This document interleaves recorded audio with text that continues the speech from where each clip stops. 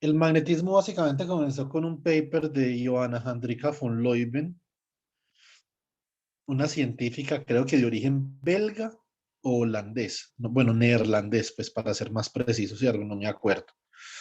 Entonces, y digamos que ella le dio un vuelco a las cosas en ese tiempo porque se creía que el magnetismo realmente se podía entender o interpretar desde una perspectiva clásica, ¿cierto? Entonces ella demostró que no se podía así, sí. Ella dijo, si uno pretende calcular, por ejemplo, la magnetización, el valor esperado de la magnetización en un material, como naturalmente sería MDR, ¿cierto? Este es el equivalente a lo que nosotros conocemos en mecánica cuántica como el ensamble canónico, pues, ¿cierto? Lo que está ahí en el 3.4 del Sakurai. La integral de MDR de E a la menos beta HDR, P de 3R, ¿cierto? Dividido la función de partición correspondiente acá, o clásicamente, que es la integral de E a la menos beta HDR, P por D3R, ¿cierto? Ya lo que demostró es que si ustedes tienen una descripción lo más clásica posible para la energía del material, para todos los momentos magnéticos que forman el material, entonces esto es cero, ¿cierto? Bueno, muy bien, para que haya magnetismo, tienen que romperse unas determinadas simetrías, ¿cierto? La más conocida de todas se llama Time Reversal Symmetry, ¿cierto?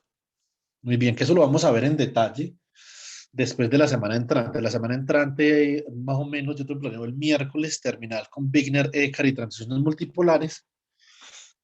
Y ya entonces comenzamos simetrías en mecánica cuántica. Vamos a comenzar con esta simetría de time reversal para que veamos de una simetría, teoría perturbativa independiente del tiempo, el efecto Simon y queden ustedes listos para entregar el taller. Listo. Entonces,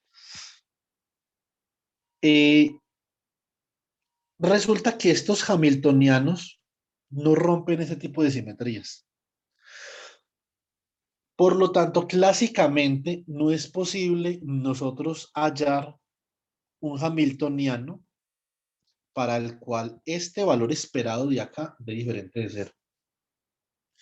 El profesor Leonardo y yo tenemos, pues hemos tenido como una idea, de hecho, bueno, sí hemos tenido como una idea por un tiempo.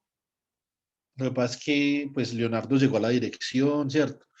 Yo ahora tengo mucho trabajo, tengo muchos estudiantes, entonces no hemos podido como sentarnos a pensar en la situación, pero nosotros creemos que esa situación se puede revertir si se incluyen las interacciones adecuadas dentro del Hamiltoniano con un concepto que desarrolló el profesor Leonardo en uno de sus papers, que es la coherencia clásica. Bueno, la coherencia clásica es algo que es completamente, ¿cuál será la palabra?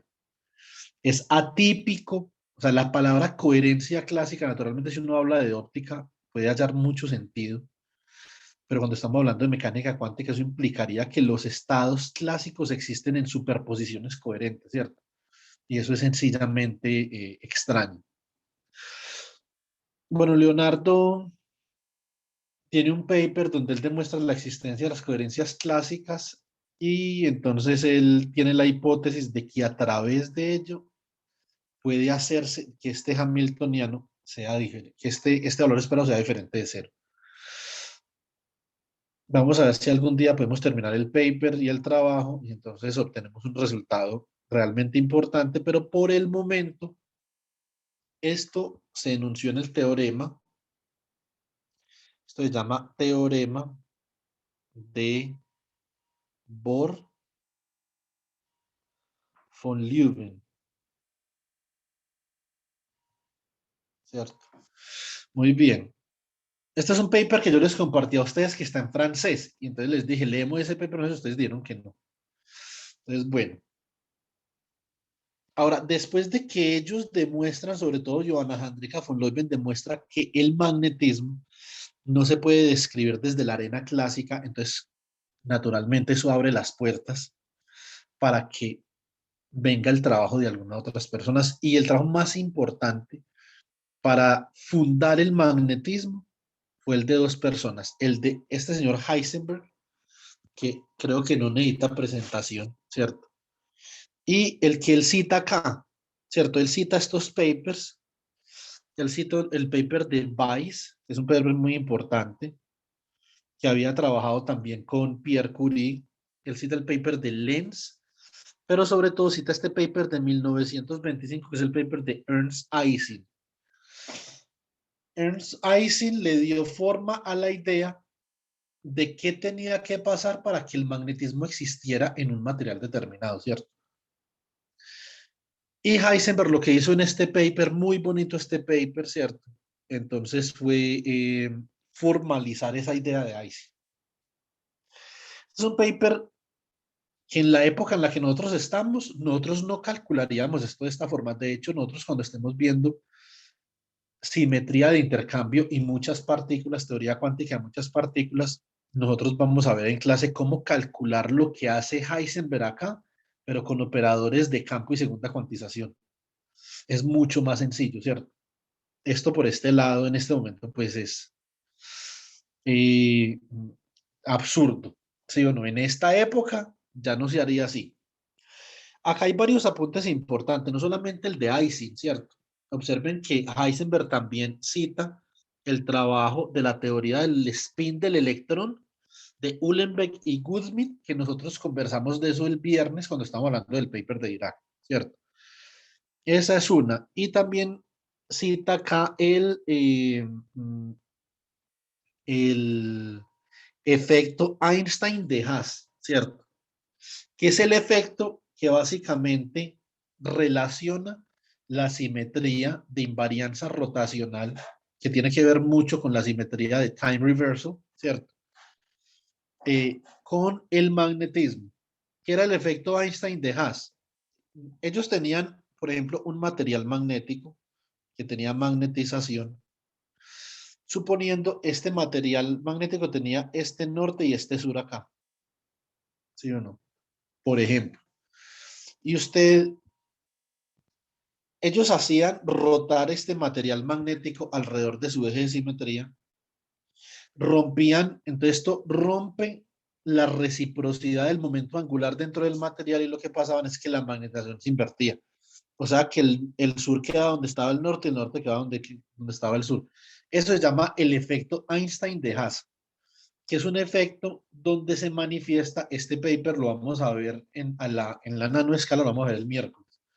Les voy a pasar un paper sobre la demostración del efecto de Einstein de Haas en la nanoescala, por parte de una colega nuestra y un colega, el profesor Mario Rubén y la profesora Svetlana Kliatskaya, ¿cierto? Que están en Karlsruhe y en Hamburgo no. En Karlsruhe hay uno, pero no me acuerdo dónde está el otro. Entonces, esto es una manifestación clara de la conservación del momento angular. Debido a que el momento angular tiene que ver con la magnetización, para poder preservar el momento angular, si usted rompe la reciprocidad del momento angular, inmediatamente tiene que cambiar la magnetización, invierte la magnetización. ¿De qué otra forma se podría ver esto? Supongamos que usted tiene todos los efectos en la naturaleza tienen un inverso, ¿sí o no? Por ejemplo, el efecto Peltier, que es producir corriente con temperatura, tiene un inverso, que es el efecto Seebeck, que es producir temperatura con voltaje. ¿Sí o no? Lo mismo este de acá. Supongamos que este es un norte y este es un sur, y usted aplica un campo magnético de forma tal que invierte la magnetización de este imán. Aplica un campo magnético e invierte el norte y el sur. Lo demagnetiza y remagnetiza. Cuando usted aplica ese campo magnético para preservar la conservación de momento angular, inmediatamente este man de acá rota, ¿cierto? Eso se llama Magnetic Field Induced Rotation, ¿cierto? Está muy relacionado con muchos fenómenos importantes que tienen que ver con la quiralidad, tienen que ver con el rompimiento de simetrías de inversión, etcétera, etcétera, ¿cierto? El efecto Faraday, por ejemplo, el efecto óptico Kerr. O sea, hay una gran cantidad de efectos que dependen de este efecto Einstein de Haas. Bueno, muy bien. Entonces, acá Heisenberg, con base en lo que habían hecho Einstein, von Leuven, entonces él comienza a escribir un modelo para la teoría del magnetismo, ¿cierto? En términos de las características electrónicas del material. Esto es una teoría electrónica del magnetismo, pero con mecánica cuántica, ¿cierto? Entonces, básicamente, Heisenberg comienza escribiendo el valor esperado, ¿cierto? De las energías del Hamiltoniano, ¿cierto? Las energías que tienen que ver, por ejemplo, con diferentes tipos de iones. Esta es una energía eh, eh, iónica, ¿cierto? Esto viene de un paper de Hitler y London. Esto se llama el modelo de Hitler y London, ¿cierto? Que es el modelo que da origen a, al Hamiltoniano de Heisenberg. Ahora, esta energía de interacción acá entre diferentes electrones y diferentes tipos de iones, ¿sí o no?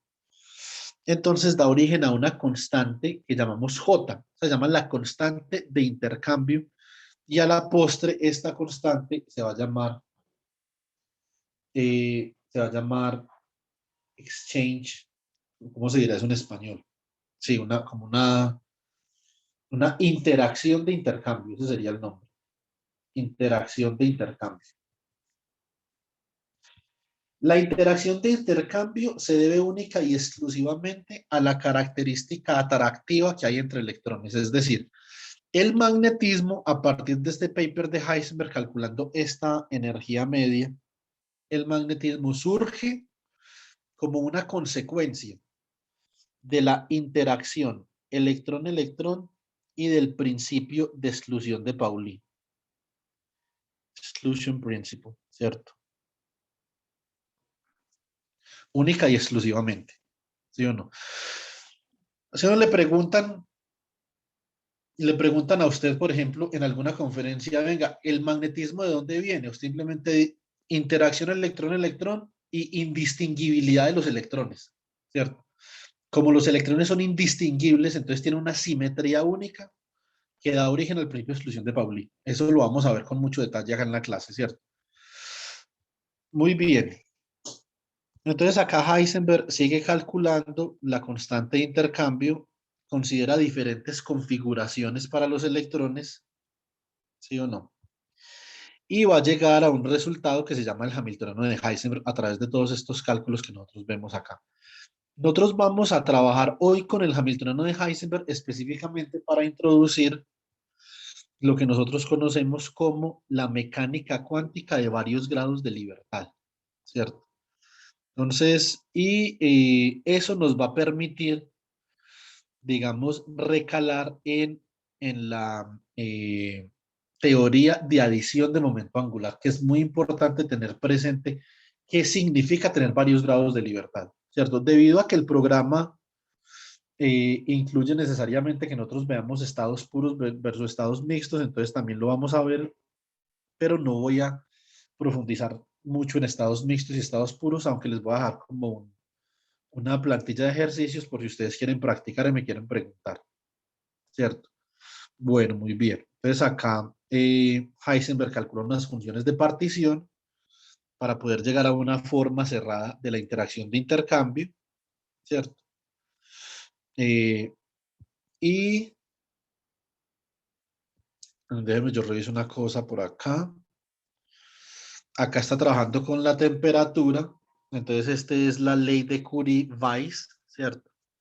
Donde se determina que el momento magnético, esto es posible que sea un ejercicio del taller, el momento magnético va a ser proporcional a 1 sobre la temperatura, ¿cierto? Esto se llama la ley de Curie-Weiss. Y nosotros, con base en la adición de momento angular y la función de partición, entonces podemos determinar la ley de Curie-Weiss desde la perspectiva microscópica, ¿cierto? Que esto todavía no se hacía en esta época. Lo microscópico realmente viene mucho después de esto, ¿cierto? Acá Heisenberg básicamente es una optimización, determina los parámetros alfa del modelo. Acá vuelve a la constante de intercambio con la que comenzó, pero digamos que asume que la constante de intercambio es independiente del intercambio de momentum entre los electrones durante el proceso. Y entonces se formula lo que nosotros conocemos de hoy en día como el Hamiltoniano de Heisenberg. Listo. Bueno, muy bien. Entonces, este paper vale la pena saber que existe, ¿cierto?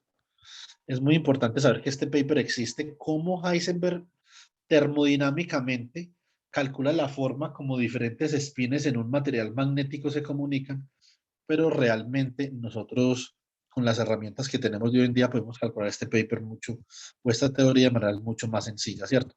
Nosotros no la vamos a calcular hoy, simplemente vamos a hacer referencia al Hamiltoniano de Heisenberg, pero no la vamos a calcular, sobre todo en el contexto de la teoría del momento angular, ¿cierto? Y revisando cuáles son las simetrías que se rompen. Bueno, el otro paper importante que Heisenberg cita acá es el paper de Ising. Ustedes en mecánica estadística verán de seguro una cosa que se llama el modelo de Ising, que es un modelo que nos permite a nosotros entender con una solución computacional por qué el magnetismo existe en materiales. ¿Sí o no? Bueno, muy bien. Necesito un favor. Es que se me olvidó una cosa. Eh, Joan perdón, Joan no, Kevin o Esteban, ¿me podrían mandar el link de esta clase al WhatsApp, por favor? El link de Zoom, si son tan amables. Alguno de los dos. Dale, profe, ya voy. Listo, gracias.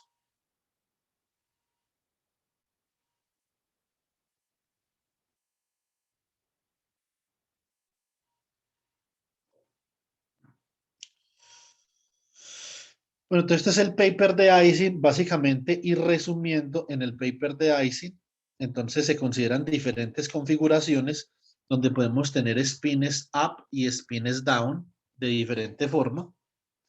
Y entonces Ising básicamente lo que determina es, según la temperatura de los spines o la temperatura del material, en qué regiones de algún parámetro, por ejemplo, D, surgiría un momento magnético finito dentro del material, ¿cierto? Para que haya magnetismo en un material, básicamente lo que uno necesita es lo siguiente. Si esta es una banda que tiene, por ejemplo, espina por acá y spin down por acá, para que el material tenga una magnetización, básicamente se debe de cumplir que la diferencia entre la densidad de spin down y la densidad de spin up sea diferente de cero. Esto es una forma de definir el magnetismo, digamos que muy callejera, pues, ¿sí o no? O sea, el magnetismo es lo suficientemente complicado como para que esto no se pueda hacer. Entonces, lo que yo diría, específicamente hablando, es que para nosotros hablar de magnetismo, debemos de hablar de un material particular, sobre todo situarnos en una región de la tabla periódica. Vamos a hablar de metales de transición, vamos a hablar de actínidos, de lantánidos, ¿cierto? Los actínidos y los antánidos tienen un magnetismo que es muy complicado porque el acoplamiento spin-órbita que vimos en la clase pasada es gigantesco, inmenso, ¿cierto? Los metales de transición son un poco más sencillos de modelar y el modelo de Ising nos permite ver cuándo, con una simulación, cuándo se forma un momento magnético finito en materiales y cómo se puede calcular, ¿cierto? Entonces, básicamente Ising dijo, bueno, nosotros con base en diferentes configuraciones de momentos magnéticos, spin, spin up y spin down, entonces podemos establecer, ¿cierto? si este material es magnético o no, ¿sí o no?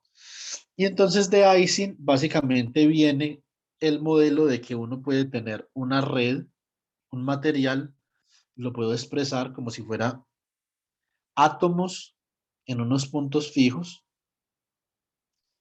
y cada uno de estos átomos tiene spins. Tener un spin up, spin down, spin up, este puede ser spin up, este puede ser spin down.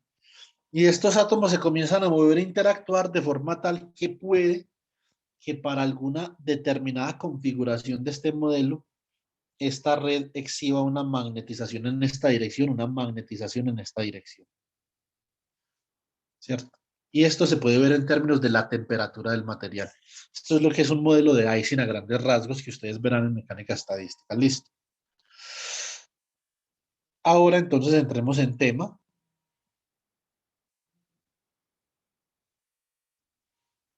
Vamos a ver cómo nos va a ir con esto. Esperen un segundo, yo miro una cosa. Bueno, estas no son las diapositivas. Un segundo, me equivoqué de archivo. A ver. Regálenme 10 segunditos, yo hago una cosa.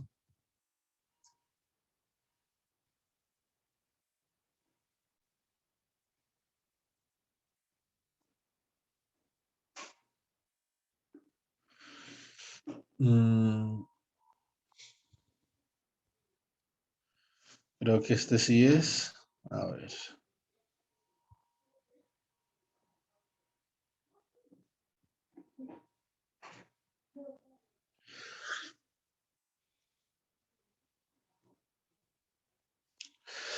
Bueno, parece que este sí es el archivo, ¿cierto? Entonces, me voy a conectar desde el computador. Listo, acá estoy desde el computador. Entonces, vamos a comenzar. Listo. Entonces, para que comencemos a hablar de adición de momento angular, es importante que podamos hablar de mecánica cuántica de múltiples grados de libertad, ¿cierto? Cuando yo tengo el problema de adición de momento angular, básicamente yo tengo lo siguiente. Yo tengo un espacio de Hilbert H1 para el operador J1, por ejemplo, que es el momento angular total. O sea, este operador J1 está expandido por una base de este espacio de Hilbert H1. Tengo también un operador J2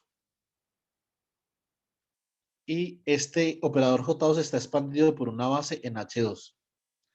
La pregunta que yo me quiero hacer es lo siguiente. Yo tengo un Hamiltoniano donde aparece la suma J1 más J2, por ejemplo. Este Hamiltoniano, o inclusive podría aparecer, por ejemplo, el producto J1 punto J2, como por ejemplo en la teoría de Ruderman, Kittel, Kazuya y Yoshida, ¿cierto? Entonces, en este caso, este producto J1 por J2 o J1 más J2 está generado por qué espacio de Hilbert, ¿cierto? ¿Quién es H12? Esa es una pregunta importante y acá tenemos que comenzar a visualizar esto desde la perspectiva de muchos grados de libertad en mecánica cuántica. Para el problema de la adición de momento angular, nosotros vamos a ver que existen dos bases para nosotros trabajar ese problema. Existe una base que conocemos como la base acoplada y una base que conocemos como la base desacoplada. Para eso tenemos que tener una determinada solvencia trabajando con múltiples grados de libertad. Además que los múltiples grados de libertad son importantes en diferentes contextos, además del momento angular. O sea, esto es algo que uno debería ver sí o sí en un curso de mecánica cuántica. Esto es importante. En óptica, por ejemplo, etcétera, etcétera. Ustedes ya hicieron un problema con esto, pero no creo que todavía hayan visto la formalidad de este problema, que es el problema de los cromoforos. El problema de los cromoforos es un problema de varios grados de libertad, ¿cierto? Entonces, vamos a ver sucintamente cómo es que eso se puede observar. ¿Listo? Bueno, a ver. Entonces, en este momento lo que vamos a hacer en esta clase es que vamos a hacer esto. Vamos a hablar de la estructura del producto tensorial en el modelo de Heisenberg. Hablaremos también de estados puros para entrelazamiento. Y si alcanzamos, entonces comenzaremos a formular el problema de la adición de momento angular. Cuando nosotros hablamos de varios grados de libertad, hablamos también de uno de los problemas más importantes en la mecánica cuántica, inclusive en la actualidad, que es el entanglement, ¿cierto?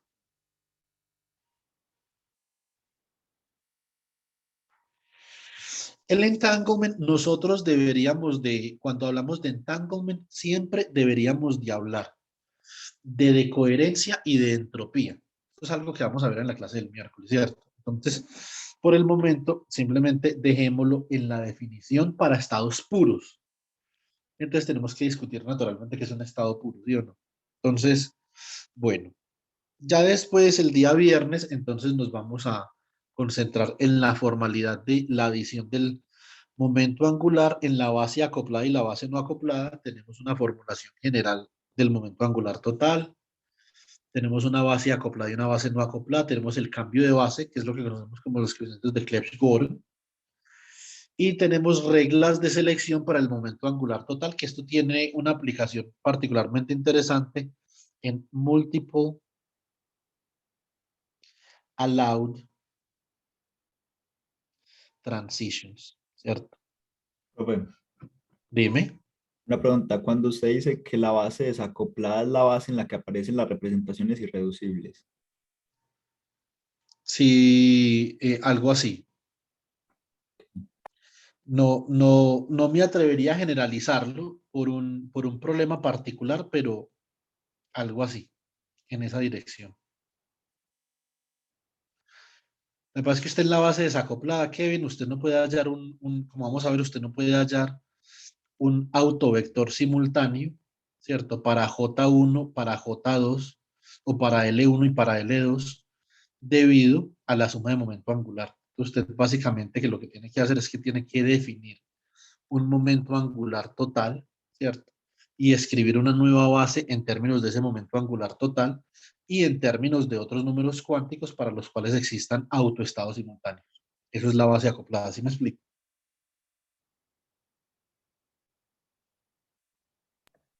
ahí vamos viendo pues si coincide con... Sí, o sea, es básicamente es una forma, son dos formas de ver el problema, las dos son formas útiles, ¿cierto? Lo que pasa es que una forma para un determinado caso puede ser más sencilla que la otra. Entonces es importante tener los dos conjuntos, ¿cierto?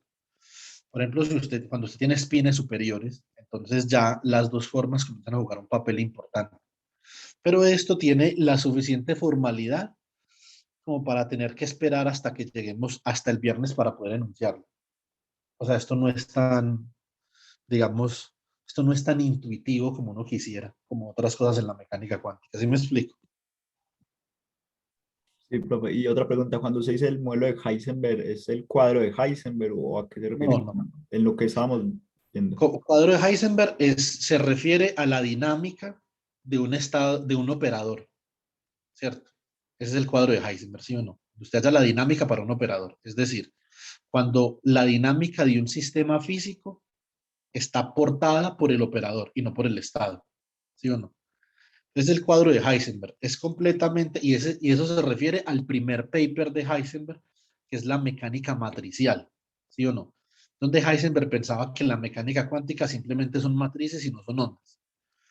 Y eso, digamos, que va en contraste con la mecánica ondulatoria de Heisenberg, de Schrödinger, ¿cierto? Esa es una, eso es una visión de la mecánica cuántica en términos de la dinámica. Eso es una cosa. El modelo de Heisenberg es otra cosa. El modelo de Heisenberg es un modelo que nos permite a nosotros entender cuál es la energía necesaria para usted acoplar dos spins, ya sea usted acoplarlos de forma paralela o antiparalela. Eso es lo que es el modelo de Heisenberg. O sea, no tiene que ver mucho con el cuadro de Heisenberg, no tiene que ver nada. ¿Sí me explico? Ya, profe. Bueno, muy bien. Entonces vamos a comenzar por acá. Listo. Entonces, en el magnetismo, particularmente, y en la mecánica cuántica también, existen algunos modelos en donde a nosotros nos interesa saber, así como por ejemplo nos interesa estudiar la interacción de Coulomb, nos interesa saber, por ejemplo, cuál es la energía necesaria para usted juntar o separar dos partículas, que viene dada, por ejemplo, por la carga. Por ejemplo, si fuera un ion y un electrón, sería z por i al cuadrado sobre 4 pi epsilon sub 0 por la diferencia, la magnitud de la diferencia de las posiciones del ion y el electrón, ¿cierto?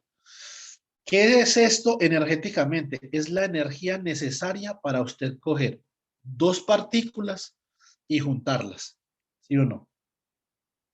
Si usted tiene que aplicar mucha energía, entonces ese proceso va a ser un proceso desfavorable por energía. Es decir, no es tan fácil juntar dos partículas. Tiene que tener usted una estructura del sistema físico que le permita por energía hacer eso, ¿cierto? El ejemplo más emblemático que nosotros conocemos, por ejemplo, en la física del estado sólido, en la teoría cuántica de los sólidos, es como algo así. Usted tiene una red de átomos y por acá, por ejemplo, tiene un átomo spin-up, un átomo spin-down, un átomo spin-up, un átomo spin-down, este es spin-up, este es spin-down, ¿cierto? Este puede ser también spin-down, este puede ser, por ejemplo, spin-up, este puede ser spin-down. Entonces, como ustedes pueden observar por sitio, yo solamente tengo un átomo. En cada sitio de esta red solo hay un átomo, ¿cierto? ¿Qué es lo que significa esa energía de interacción? Esa energía de interacción significa lo siguiente.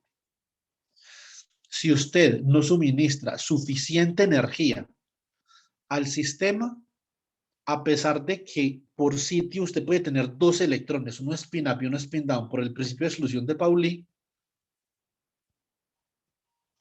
esto va a estar prohibido por energía. Es decir, usted colocar un electrón spin up y un electrón spin down en la misma posición debido a que los tiene que juntar, está prohibido por energía, a no ser de que usted tenga mucha energía para hacer eso, ¿cierto? Una forma interesante en la que se ve esto para un solo sitio, si usted tiene este solo sitio, usted en este solo sitio puede tener diferentes configuraciones. Puede no tener electrones, puede tener 0 electrones, puede tener un electrón, ya sea spin up o spin down, ¿cierto? Pero usted también puede ocupar doblemente ese sitio. Eso lo puede hacer sin ningún problema, pero requiere mucha energía. Lo puede ocupar doblemente. Si es un nivel de energía, ojo, si es un nivel de energía, si usted tiene un átomo con dos niveles de energía, usted puede tener spin up, puede tener spin down, o spin down, o puede tener spin up. Pues todas estas configuraciones son permitidas. Pero si es por nivel de energía, no. ¿Cierto? Entonces, una pregunta interesante que nosotros nos hacemos en física es esta, sobre todo en un área de la física que se llama la física mesoscópica, que combina la nanoescala con la microescala, ¿cierto? Supongamos que esta es la energía. La energía necesaria para usted no tener electrones, pues naturalmente la podemos definir como queramos, es cero, ¿cierto? Si usted quiere colocar un electrón ahí, entonces tiene que ahora suministrarle al sistema por una energía E sub cero, ¿cierto? Pero si usted quiere colocar dos electrones, esto es cero electrones, esto es un electrón, esto es dos electrones. Uno up y otro down, obligatoriamente por el principio de exclusión de Pauli.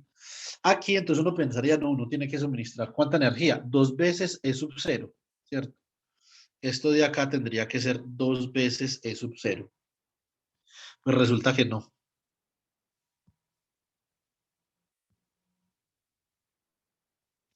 Para usted poder juntar dos electrones necesita colocar el doble de la energía que necesita cada electrón y pagar un precio en una energía de interacción electrón-electrón.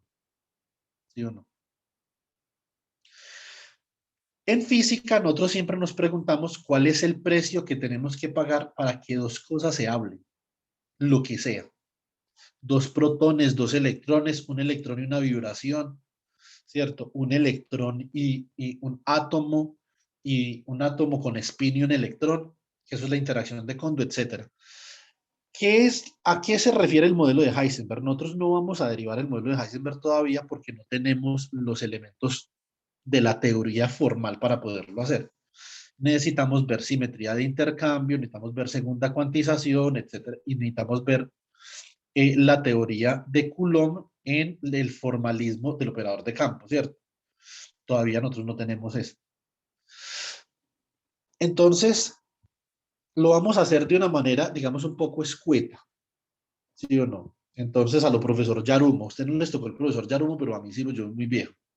Cuando yo era chiquito, había un man que salía por televisión que le decían el profesor Yarumo. Él le explicaba a uno cómo funcionaba el campo, el café, bueno, no me acuerdo, pero como cosas por el estilo. De una forma muy parroquial, pues. Entonces, así es como yo voy a hablar del modelo de Heisenberg.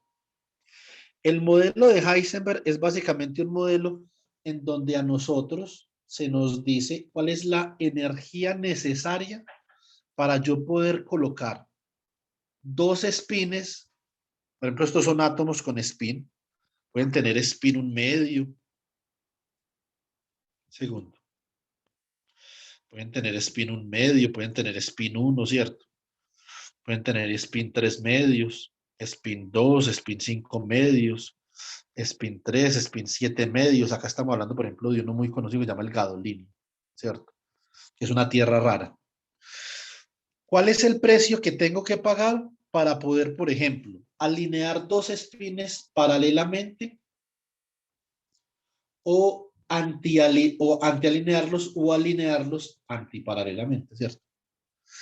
Para la alineación en antiparalelo hay que pagar una energía, para la alineación paralela hay que pagar una energía diferente. Esa energía viene determinada por el modelo de Heisenberg, que es este de acá que ustedes ven. Es algo así como, es algo así como el análogo del modelo dipolar en electrodinámica clásica, pero para mecánica cuántica. Y esto tiene un origen microscópico. Origen microscópico. Tiene un origen microscópico de la interacción electrón-electrón y el principio de exclusión. Esto sí lo vamos a ver acá en clase. O sea, si uno este cálculo en mecánica cuántica no lo hace una vez en la vida, mejor dicho, ahí sí perdió el año, pues. Es un cálculo extenso, pero es algo que hay que saber, ¿cierto? Esto es proyectar operadores de segunda cuantización para electrones en un espacio de spin. Ahora, ¿por qué esto nos compete a nosotros desde el punto de vista del estudio de la adición de momento angular, de los múltiples grados de libertad, etcétera? Básicamente por lo siguiente. Nosotros tenemos acá un hamiltoniano, por ejemplo, si ustedes tuvieran spin un medio. Esto es un hamiltoniano donde estos operadores, este operador S1 está generado por una base de un espacio de Hilbert H1. Y este operador S2 está generado por una base de un espacio de Hilbert H2. Por lo tanto, en el hamiltoniano, este producto punto entre S1 y S2, que me dice cuál es la tendencia energética que tienen ellos a alinearse o antialinearse, dependiendo del signo de J, ¿sí o no? Entonces, ese producto punto está en un espacio de Hilbert o está generado por un espacio de Hilbert H12 que corresponde al producto tensorial entre el espacio de Hilbert para el grado de libertad S1 y el espacio de Hilbert para el grado de libertad S2, ¿cierto? Cuando yo tengo varios grados de libertad en un problema, la pregunta fundamental es, para el acoplamiento, ¿cuál es el espacio de Hilbert que genera? En inglés se dice span. Which is the Hilbert space that spans the Hamiltonian, ¿cierto? ¿Cuál es el espacio de Hilbert que genera el hamiltoniano y así poder determinar una base para el hamiltoniano, ¿cierto? Cuando trabajen con hamiltoniano, no se les olvide una cosa, siempre especifiquen en qué base está escrito. Listo. Muy bien, entonces nosotros ya sabemos que este producto de acá, S1.S2, lo debemos describir como un producto tensorial. Para el caso de espino un medio, reemplazamos SI igual a H barra medios por sigma I. Y entonces escribimos el hamiltoniano de Heisenberg como J por H barra al cuadrado sobre 4 por el producto punto entre sigma 1 y sigma 2, que son matrices sigma que corresponden a diferentes grados de libertad. ¿Sí o no? Acá, entonces, debemos de expandir este producto punto en términos de una estructura de producto tensorial. Entonces, el producto tensorial entre sigma X y sigma X, más el producto tensorial sigma Y, más el producto tensorial sigma Z, ¿cierto? Y entonces nos hacemos la siguiente pregunta. Nosotros aquí, digamos que en términos poco formales, desde una perspectiva del análisis funcional, entonces nosotros decimos el Hamiltoniano de Heisenberg es J12S1.S2. Muy fácil. Y si nosotros vamos a llevar eso a un computador, entonces, ¿cómo hacemos para que el computador nos entienda el lenguaje de la teoría de representación para este Hamiltoniano? Eso es un punto importante. Y lo que nosotros hacemos es que especificamos el Hamiltoniano con una estructura de producto tensorial. Entonces la pregunta es, ¿cuál es la estructura? ¿Cuál es la estructura del Hamiltoniano de Heisenberg específicamente en el producto tensorial? Bueno, pues para eso necesitamos hablar de cuál es la estructura de un producto tensorial, ¿cierto? Acá esto no nos debería tomar mucho tiempo porque yo me imagino que todos ustedes, pues, monstruos para el producto tensorial, ¿sí o no? Vamos a considerar el producto tensorial de dos vectores en R2. Si ese fuera el caso, tenemos el vector V1, que es A1B1, y el vector V2, que es A2B2. El producto tensorial entre B1 y B2 se puede hallar premultiplicando el primer elemento de B1 por el vector B2, ¿cierto? Y en un arreglo vectorial el segundo elemento de V1 por el vector B2. Por lo tanto, esta estructura de acá sería una estructura de dos filas por una columna. Y esta estructura de acá sería una estructura de dos filas por una columna. Así, el producto tensorial aumenta la dimensión del espacio de representación, ¿cierto? Donde la dimensión de un producto tensorial sería la dimensión del vector V1 por la dimensión del vector V2. En este caso particular, esto es 2. Esto es 2, ¿cierto? O sea que esto es 4. La dimensión del espacio de representación, no la dimensión del vector. Ojo, es distinto. Bueno, muy bien. Entonces acá tenemos básicamente que la estructura del producto tensorial para un vector sería de esta forma. Entonces uno se pregunta, nosotros, digamos de alguna forma, nosotros ya podemos hipotetizar por qué un producto tensorial se necesita en este tipo de situaciones. Y es porque estamos trabajando con dos grados de libertad que están, dos grados de libertad que son generados por autovectores que viven en espacios de representación diferentes. Entonces, cuando tenemos ese caso, nosotros tenemos que utilizar la estructura del producto tensorial para definir el hamiltoniano. Una persona una vez me preguntó en clase, venga, y si usted tiene, por ejemplo, un hamiltoniano que sea alfa S1 más beta S2.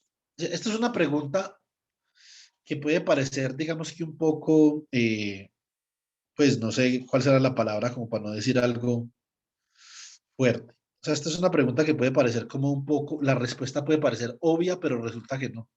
Es una pregunta muy importante. Entonces, él me preguntaba, bueno, entonces ahí naturalmente uno puede conservar la dimensión del espacio de representación.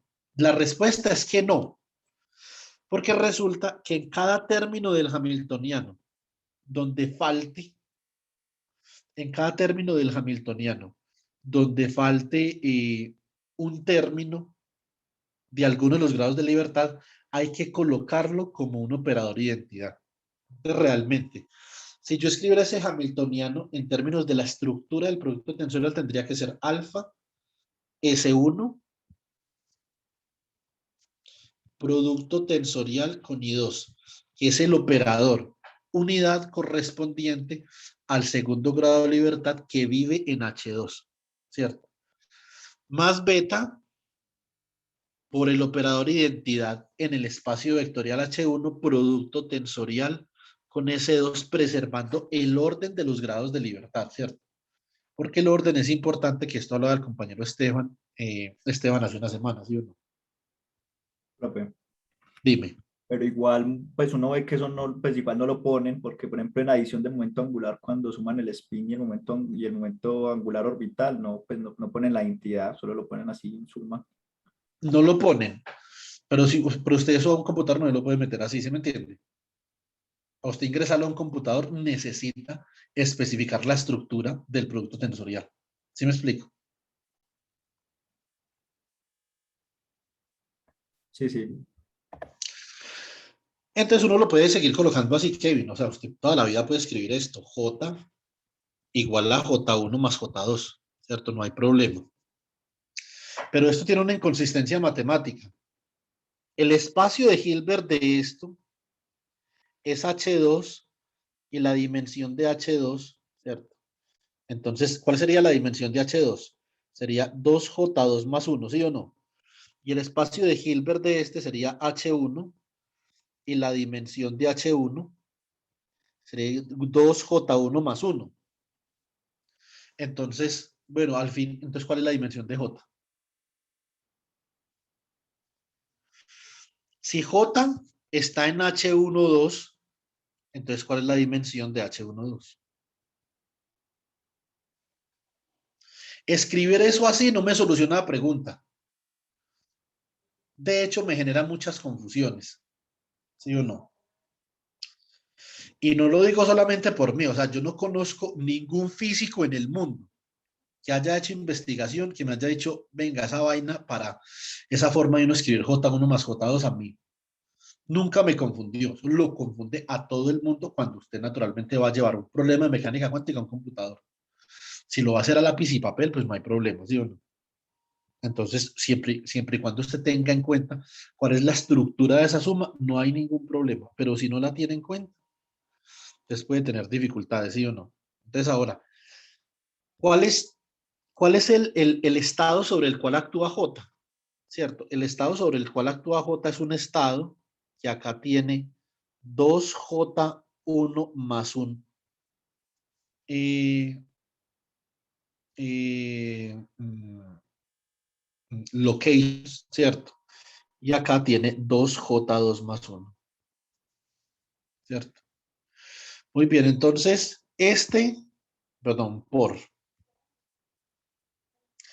Entonces, acá la dimensión, ¿quién es la dimensión? ¿Cuál sería la dimensión de el espacio H2? Pues sería 2J1 más uno por 2J2 más uno, ¿cierto? Entonces, esto es una cosa que hay que tener en cuenta, hay que tenerla muy presente. Para eso es que nosotros utilizamos la estructura del producto tensorial. Bueno, muy bien. Entonces, ahora miremos cuál es la estructura del producto tensorial entre matrices. Profe, una pregunta antes de que sigas. Dime. Pues es que siempre me ha generado un poquito de incomodidad el hecho de que aunque a uno le parezca intuitivo, de que si uno tiene, digamos, dos sistemas con diferentes grados de libertad, uno el espacio total lo construye a partir del producto tensorial, digamos, ¿qué justificación hay como para eso? Así de pronto rigurosa o de pronto crear una intuición más rigurosa también. ¿Me hago entender? Que usted necesita un espacio vectorial, es una teoría de subespacio. Usted considere, por ejemplo, que J está generado ¿cierto? Por un espacio vectorial que vamos a llamar H12, por ejemplo, un espacio de Hilbert H12, ¿sí o no? Pero J está escrito de forma tal que tiene subcomponentes, es decir, J, ya sea que usted lo pueda escribir como J1.J2, alfa o lo que sea, o una función de esto más bien, ¿sí o no? Que lo puede hacer. Una función de J1.J2 o J, una función de J1 más J2, por ejemplo, ¿cierto? Entonces, básicamente, lo que usted tiene que hacer es proyectar, es una proyección, proyectar la base de J1, ¿cierto? Entonces, base de J1, que puede estar, por ejemplo, en RM, la debe de proyectar, ¿cierto? Esto es un mapeo de espacio vectorial. El espacio vectorial la debe proyectar a la base de J que está en Rn, por ejemplo, ¿cierto? Y lo mismo para J2, ¿cierto? Entonces, para J2, si la base de J2 está, por ejemplo, en RQ, la debe de proyectar a la base de J que está en Rn, ¿cierto? Eso significa que RQ y Rn son subespacios de Rn, ¿cierto? Y para usted poder, digamos que tratar a J1, J2 y a J con la misma ponderación, ¿cierto? O con el mismo rasero, como se dice, pues a lo colombiano, usted los tiene que tratar en el mismo espacio vectorial. No los puede tratar en espacios vectoriales diferentes porque subespacios vectoriales diferentes pueden tener diferente convención para la suma, para el producto por un escalar, ¿cierto? Pueden tener diferentes elementos unidad, que de hecho tienen diferentes elementos unidad. Recuerde que el espacio vectorial tiene que tener un elemento de nulidad, tiene que tener un elemento de unidad, tiene que tener una suma bien definida, un producto escalar bien definido, un producto interior bien definido, etcétera, etcétera, ¿cierto? Para usted poder trabajar con esto desde una misma concepción de representación, los tiene que proyectar a un mismo espacio vectorial donde esté claro quién es la norma, ¿cierto? ¿Quién es L1, L2 al cuadrado, Ln, ¿sí o no? Donde esté claro cómo es un producto interior, donde esté claro cómo es un producto por un escalar, la unidad, el término en unidad. Entonces, para eso es que se hace esto desde la formalidad. ¿Sí me explico? Pero digamos, profe, a lo que me refiero es por qué exactamente con producto tensorial, sabiendo que quizás desde la álgebra lineal existen otro tipo de productos entre subespacios vectoriales. Ah, Aquí sí, existen muchos productos. Está el producto de Sobolev, pues, ¿sí me entiende? O sea, eso, hay muchos tipos de productos, porque el producto tensorial hilberiano, ¿cierto? Que eso es así es como se llama esto. El producto tensorial hilberiano es porque nosotros la mecánica cuántica es por intuición, que eso es lo que explica Sakurai en las 10 primeras hojas del libro, por intuición la mecánica cuántica debe de ser una teoría, ¿cierto? Generada por una álgebra abstracta, lineal y compleja. ¿Sí o no? Tienen que ser transformaciones lineales. El espacio vectorial tiene que ser un espacio vectorial complejo. Tiene que ser un espacio vectorial abstracto, o sea, que no esté representado para usted, digamos, dejar a disposición del usuario la representación. Por eso hay varias teorías de la representación, ¿cierto? Y el producto tensorial este producto tensorial hilberiano tiene unas propiedades particulares que nos permiten garantizar la linealidad de la transformación, ¿cierto? Que los vectores transformen como vectores, ¿cierto? Que exista un espacio de dualidad, ¿cierto? Que se pueda definir un producto interno entre el espacio de dualidad y el espacio vectorial, que es lo que nosotros llamamos bracket, etcétera, etcétera. ¿Sí me explico? pues sí, profe, pero no sé, aún me queda como un poquito la duda. Pues es decir, como dije, me O sea, parece intuitivo. usted quisiera otro producto, lo puede hacer, ¿sí me entiende? O sea, no es obligación trabajar en un espacio de Hilbert, ¿sí me entiende? De hecho, hay diferentes representaciones de la mecánica cuántica que no trabajan en espacios de Hilbert y que definen diferentes productos. Es que, ¿qué es un producto tensorial, Esteban? Un producto tensorial simplemente es un producto en donde usted está mapeando dos subespacios en un supraespacio vectorial. O sea, no tiene que ser el producto tensorial, no tiene que ser como usted se lo está imaginando, de esta forma, con esta formalidad. Esto es en el espacio de Hilbert, pero usted puede definir otros espacios vectoriales, ¿sí me entiende? Puede definir, por ejemplo, métricas no planas, ¿cierto? Y en una métrica no plana, esto no se puede hacer así, ¿cierto? Por ejemplo, en relatividad general, etcétera, etcétera, ¿cierto? O sea, no tiene que ser necesariamente así. Por ejemplo, con estados coherentes. Usted esto con estados coherentes no lo puede hacer así, porque el estado coherente, como ustedes habrán visto si vieron la pregunta que yo les dejé, es una representación sobrecompleta. Entonces, la proyección en un estado coherente no se puede hacer, es decir, un bracket en un estado coherente no se puede calcular desde la visión tradicional que uno tiene en el espacio de Hilbert, ¿cierto? Tiene que calcularse de otra forma. La unidad, ¿cierto? Si usted está trabajando con el producto tensorial en el espacio de Hilbert, es que el espacio de Hilbert simplemente es un subespacio de otros espacios. Está el espacio de Sobolev, está el espacio de Banach, está el espacio de Hilbert, etcétera, etcétera.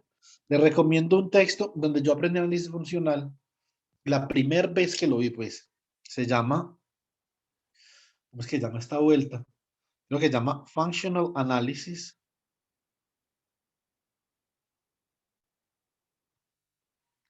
de Devnath Lokenath, ¿cierto? Entonces, ese apellido quedó ahí como mal escrito. Así, es Lokenath. En este libro lo van a exponer a usted a diferentes tipos de espacios. Por ejemplo, en ingeniería electrónica se trabaja un tipo de representación que no se trabaja mucho en física, lastimosamente, porque sería muy importante, que es la representación wavelet.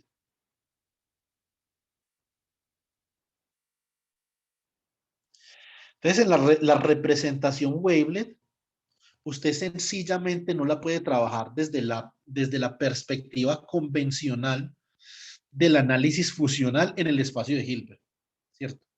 No puede. Por muchas razones. La representación wavelet, las funciones en la representación wavelet no pertenecen, por ejemplo, a L2, ¿cierto? Y esto es una condición absolutamente necesaria para la satisfacción de las condiciones de Dirichlet, ¿cierto?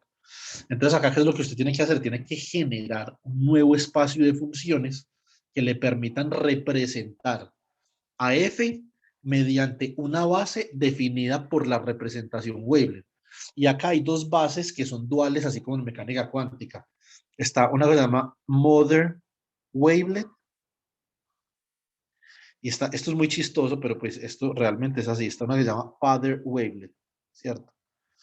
Esto está en 10, por si les interesa, 10 lectures in wavelets. Creo que se llama así. De una profesora que se llama Ingrid Daubechis. De hecho, una de las familias madres de wavelet se llama la familia Daubechis, ¿cierto? Entonces, Ingrid Wavelet, ¿cómo que Ingrid Wavelet?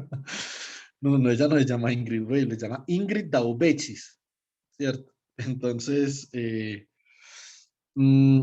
esto simplemente es otra forma de representar. O sea, usted tiene que representar como a usted más le convenga. Nosotros los físicos representamos de una forma. Los ingenieros electrónicos representan de otra forma, dependiendo de lo que les convenga, ¿cierto? Para hacer procesamiento digital de señales. Esto es muy parecido a la mecánica cuántica. Simplemente es una estructura general en un espacio de representación abstracto, lineal y complejo. ¿Sí o no? Ya lo que usted tenga que hacer para poder construir las métricas, eso ya otra cosa. ¿Sí me entiende, Esteban? Ya sí, pero ya queda un poquito más claro. Es que la verdad siempre había tenido esa duda porque obviamente ese método me parece muy potente como para uno estar uniendo así diferentes grados de libertad de diferentes sistemas. Entonces, sí. Ah, ya. Pero puede leer sobre lo que le dije y ahí se termina más de sacar de la duda. Análisis funcional, etcétera. Listo. Dale, profe, muchas gracias. Y en el libro que le pasé, recuerde, Physics from Symmetry. ¿Se acuerda que le pasé ese? Sí, Ese me lo pasó el compañero Joan Alexis, que por ahí estaba ahorita conectado. Physics from Symmetry. Este libro es una belleza. Bueno, muy bien. Entonces, la estructura del producto tensorial para una matriz es básicamente A11 por la segunda matriz.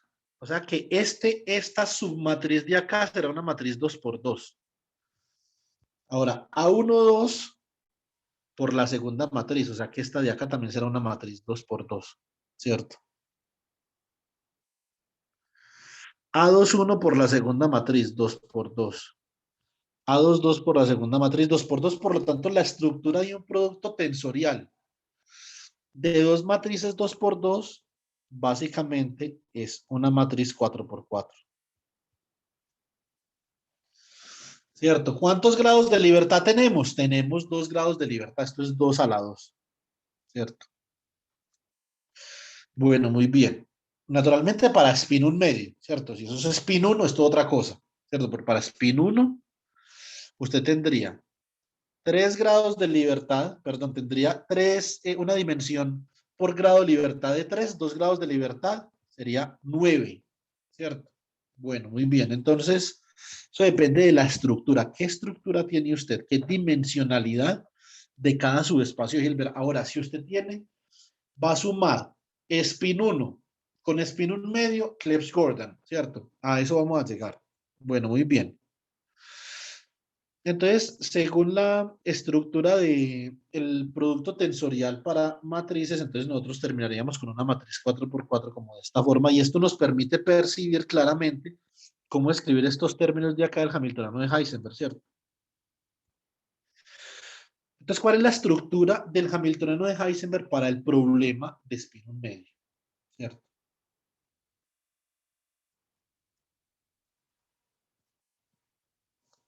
Muy bien. Entonces, ahora podemos considerar un modelo de Heisenberg para spin medio. Vamos a hacer por simplicidad, como se ve mucho en la literatura, H barra igual a 1. Por favor, si a ustedes les gusta el arena experimental, no se acostumbren a hacer eso. Listo. Eso es un pelín indebido. Lo que pasa es que los teóricos pues trabajamos así porque pues C igual a 1, H barra igual a 1, ¿cierto? Entonces puede ser pereza, ganas de fregar la vida, cualquiera de las anteriores, ¿cierto? Pero entonces no se acostumbren a eso. Cuando uno hace H barra igual a 1, pierde la escala de energía y la escala de tiempo. Usted no puede decir, ah, no, lo que pasa es que yo tengo una oscilación ultra rápida en mi sistema. ¿Usted qué va a saber si H barra igual a 1? No puede saber. H barra está renormalizada, ¿cierto? Por ejemplo, en alta energía, yo no me acuerdo cuánto es el valor que manejan en alta energía, pero no es 1. Los experimentales de alta energía creo que manejan, pero no me acuerdo. Traten de buscar por ahí. Creo que manejan 2.54 gigaelectronvolts por Fermi, pero no me acuerdo. Tampoco me acuerdo, pero no es 1, ¿sí o no? Y no es 1 joule por segundo definitivamente, pues, ¿sí o no? Eso sería una vaina completamente absurda. Entonces, si H barra es igual a 1, la escala de energía ya no es el electron volt y la escala de tiempo tampoco es el segundo. Es otra cosa. Entonces, simplemente olvídenlo, ¿cierto? O sea, cuando H barra es igual a 1, todo esto de acá es una energía en electron volts, ¿cierto? Que incluye naturalmente el H barra. Simplemente la colocamos manualmente, miramos cuáles son los fenómenos y después cuando un experimental me diga, vea, yo medí indirectamente J y me dio tanto, ahí usted ya comienza a renormalizar H barra, ¿cierto? Bueno, muy bien, entonces la estructura del producto tensorial para el Hamiltoniano de Heisenberg queda de la siguiente forma. Entonces, ¿qué tenemos que hacer primero? Tenemos que determinar la nueva base en H12. En el espacio de Hilbert H12, ¿cuál es la nueva base? Tenemos base que genera la base que genera H1, ¿cierto? Entonces, es spin up para el grado de libertad 1 y spin down para el grado de libertad 1. base que genera H2, spin up para el grado de libertad 2, spin down para el grado de libertad 2. Por lo tanto, AH1 lo genera una base que será el producto tensorial entre la base para S1 y la base para S2. O sea, es el producto tensorial entre spin up 1 y spin up 2, spin up 1 y spin down 2, spin down 1 y spin up 2 y spin down 1 y spin down 2. Y esto básicamente que notacional, en términos de notación se escribe así. Up, up, up, down, down, up y down, down. Esta es la base, mucho ojo acá chicos, esta es la base en la que yo voy a tener escrito mi Hamiltoniano de Heisenberg una vez especifique estos productos tensoriales, ¿cierto? Bueno, bien. Entonces ahora lo que yo podría hacer es simplemente especificar cada producto tensorial. Entonces naturalmente este cero por toda esta matriz me da una matriz 2 por 2 de cero. Este cero por toda esta matriz me da una matriz 2 por 2 de ceros acá. Este 1 por toda esta matriz simplemente me da sigma x acá. 1, 0, 0, 1, 1, 0. O sea, esto es como si fuera una matriz de ceros, sigma x y 0. ¿Cierto? Estructura del producto tensorial sigma y, sigma y. ¿Cierto? Entonces, ¿qué tenemos acá? Bueno, básicamente vamos a tener 0 por esta matriz de acá y 0 por esta matriz de acá. Entonces, acá, en estas, las que son del bloque diagonal, esto es un bloque diagonal, acá este bloque es 0, ¿cierto? Muy bien. Entonces, este menos i de acá por estos elementos de esta matriz, entonces menos i por 0 da 0, ¿cierto? Menos i por menos i da i al cuadrado, que es menos 1.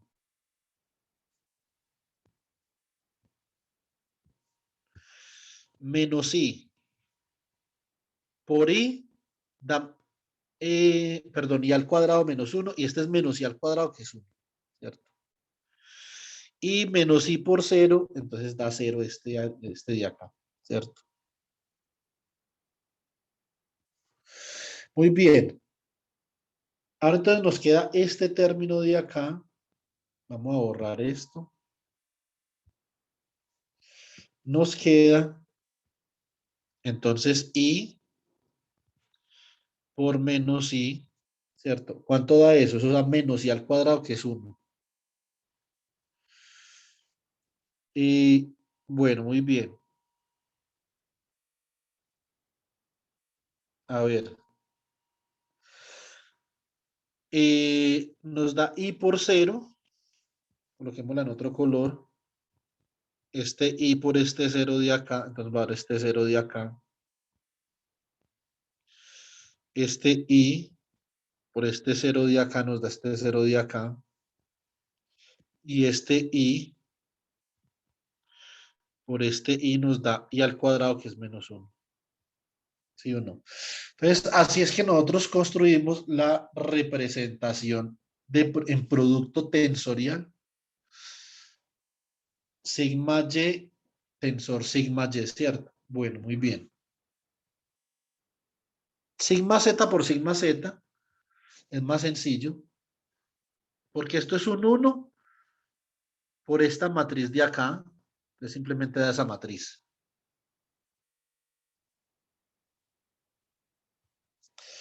Y acá,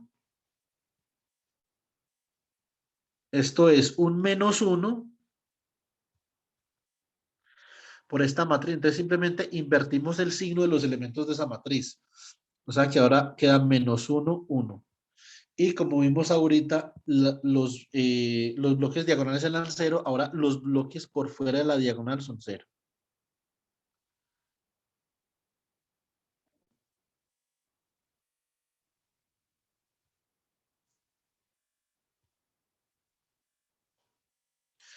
Muy bien.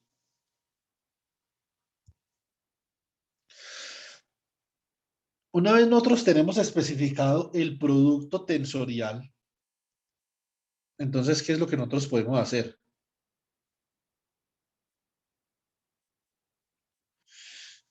Kevin no me mandó lo que usted quiere que mencione. Termine de mandar el mensaje, por favor.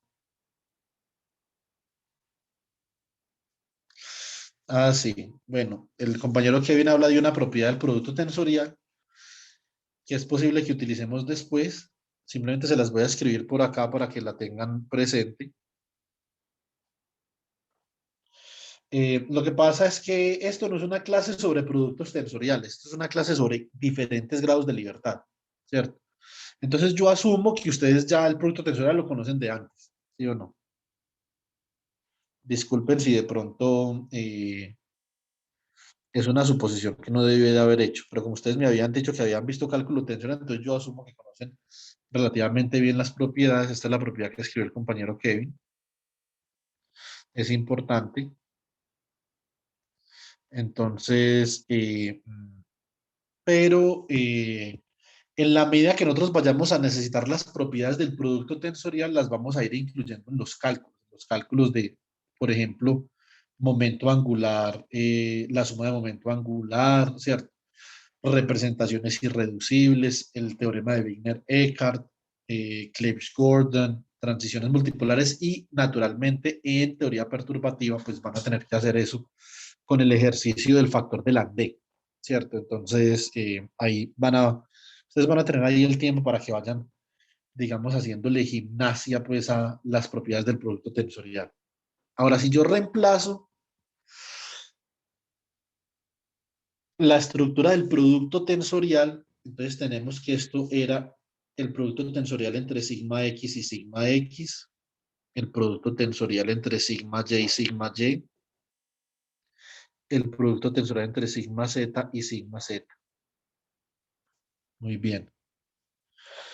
Entonces yo reemplazo, me dan estas matrices de acá, la sumo y la suma me da algo así. Acá ya tengo representado el hamiltoniano de Heisenberg en su estructura de producto tensor. ¿Sí o no? Entonces, estructura tensorial, estructura de producto tensorial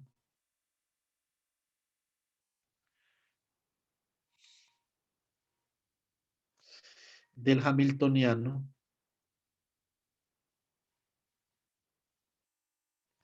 de Heisenberg. Ahora les voy a hacer una pregunta cuando acabe la clase para que vayan preparando la artillería, pues. En un material o en una molécula, por ejemplo, yo puedo determinar con cierto grado de precisión a J. J se puede calcular y se puede medir. O sea, J es algo real, ¿sí o no? O sea, no es sencillamente un invento nuestro, pues, de los físicos teóricos. Es algo que usted puede coger, medir, etcétera, etcétera, y que representa una cantidad importante para uno poder distinguir, en el caso del magnetismo, entre el paramagnetismo, el ferromagnetismo y el antiferromagnetismo, por ejemplo, ¿cierto? Entonces, la pregunta que yo les voy a hacer es la siguiente. ¿Será que esa es una constante o ese es un parámetro que nos da la materia o nosotros lo podemos cambiar de alguna forma? Se los pongo desde esta perspectiva. Piensen en esto. Cuando ustedes estaban hablando del cromoforo, en el problema que les puso Leonardo, en esa constante de acoplamiento entre diferentes cromoforos, B y J, ¿cierto? Por sigma I más sigma J menos, ¿cierto? ¿Esto qué es? Esto es relativamente parecido a Heisenberg. Lo que pasa es que estos operadores de acá son operadores de una sola partícula en el esquema fermiónico o bosónico. En cambio, S es un operador de dos partículas, esa es la diferencia, ¿cierto? Por eso esto se llama acoplamiento y lo que nosotros estamos hablando se llama interacción. Después vamos a hablar bien de eso. Pero la pregunta es similar. ¿Será que ustedes de alguna forma, si el cromoforo naturalmente tiene un parámetro energético B y J asociado, ustedes pueden cambiar esto de alguna forma? ¿Cómo se cambia esto? ¿Será que puede cambiar o no? Esa es la pregunta que les quiero hacer ahorita al final. La discutimos. Pero esa Bueno, es pero básicamente pues, la... ¿cómo así que cambiar? Porque pues ese es el potencial de interacción colombiano entre los dos cromoforos. Entonces pues no entiendo cómo cambiarlo. Esa es la pregunta. Es una pregunta para un físico. O ¿Sí sea, o no? cambiarlo para dos cromoforos como tales o suponer dos cromoforos cualquiera en el que yo pueda tener ese potencial arbitrario de No, colombiano. usted tiene un cromoforo donde la estructura electrónica del cromoforo, ¿cierto? Esto es una consecuencia de la estructura electrónica del cromoforo, ¿sí o no?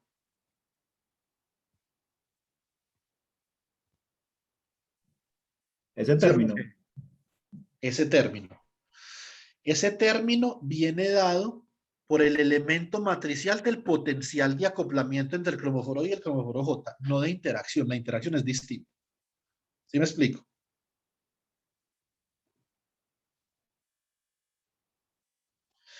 Entonces, para un cromoforo particular, Kevin, usted va a tener un U. ¿Sí o no? Para un cromoforo va a tener un U, para otro puede tener un U diferente, etcétera. ¿Sí o no?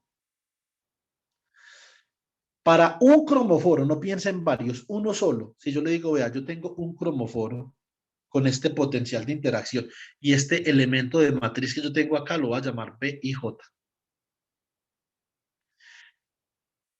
Dígame qué tiene que hacer usted para cambiar o modular B y J. Sí se puede, si no se puede, me puede decir no, no se puede, porque esa es la constante con la que viene la naturaleza. El cromoforo en la naturaleza lo produjo de esa forma, ¿sí me entiende? O Dios, o no sé, ¿cierto? Lo que sea, o las lluvias, la evolución, lo que sea. Pero entonces, la pregunta es, ¿se puede modular el valor de B y J o no?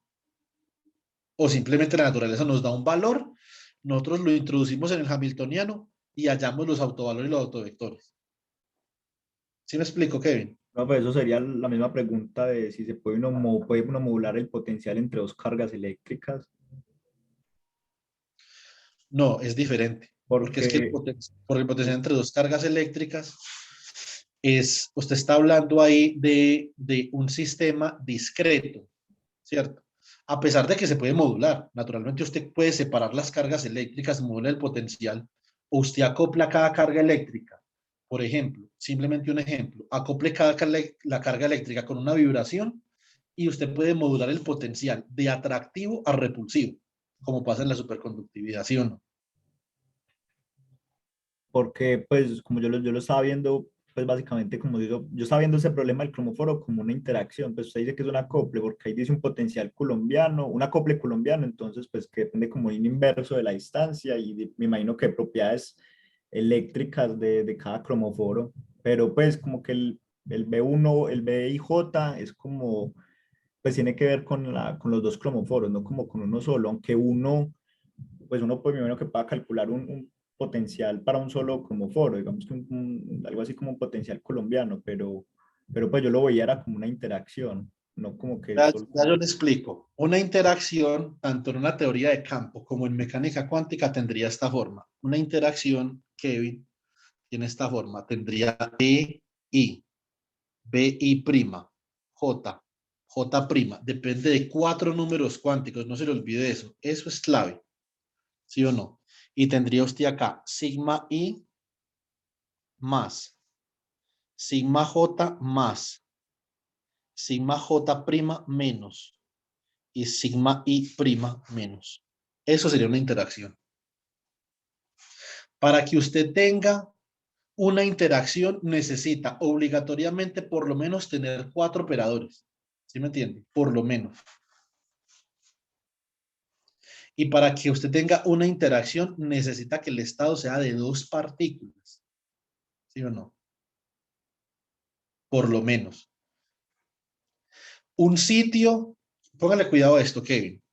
Un sitio I y un sitio J. El estado para el sitio I y para el sitio J no es un estado de dos partículas.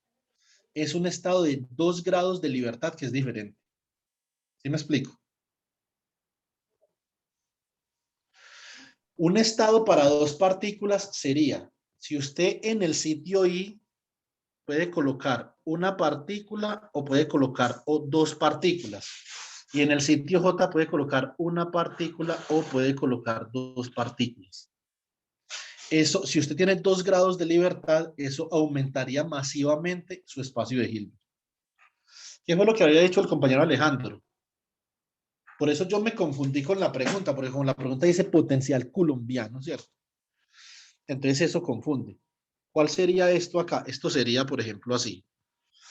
Este sería I prima, J, J prima. Este sería el estado, ¿cierto? Y sería si esta partícula de acá, I1 está o no está. Y prima sería si esta partícula I2 está o no está. J1 sería si esta partícula en J está o no está, y J2 sería si esta partícula, J2 sería en acá J prima, sería si la partícula J2 está o no está, ¿cierto? Eso lo podría escribir usted así en términos de operadores fermiónicos, pero usted también lo puede escribir así. Lo puede escribir como 0, 0, ¿cierto? Por ejemplo, 1, 0, 2, 0, ¿cierto? Por ejemplo, como 0, 1, ¿sí o no? O por ejemplo 2, 2, etcétera. En el problema que usted tiene no se le permite tener 2 partículas por cromóforo. ¿Sí me entiende? No en la base que usted tiene. Por lo tanto, es un problema no interactuante. ¿Sí me explico la diferencia o no? Profe, pero sí, pero entonces uno lo que dice es que se está excitando es el cromóforo o hay algo pues en el cromóforo que digamos que admite 2 estados y que pues que digamos que podría tener digamos n partículas pues ahí metidas que están digamos excitándose, desexcitándose o es como tal el cromóforo el que pues el que se excita y se desexcita, el solo cromóforo. Depende de la base en la que usted esté mirando el problema. En la base que usted está mirando el problema es básicamente el cromóforo que se está excitando. ¿Sí me entiende? Este cromóforo de acá tendría un estado fundamental y un estado excitado. Sea lo que sea que eso significa, o el cromóforo está en el estado fundamental o está en el estado excitado, lo que sea, ¿sí o no? Eso puede significar muchas cosas diferentes. Usted puede ir, por ejemplo, desde la representación de sitio, que eso se los voy a enseñar yo, cómo ir ustedes en una función de correlación cuántica, desde la representación de sitio a la representación de partícula, ¿cierto? Eso se hace con una transformación de semejantes usando funciones de Green. La forma más fácil que yo la conozco, se llama la representación de Lyman, pues.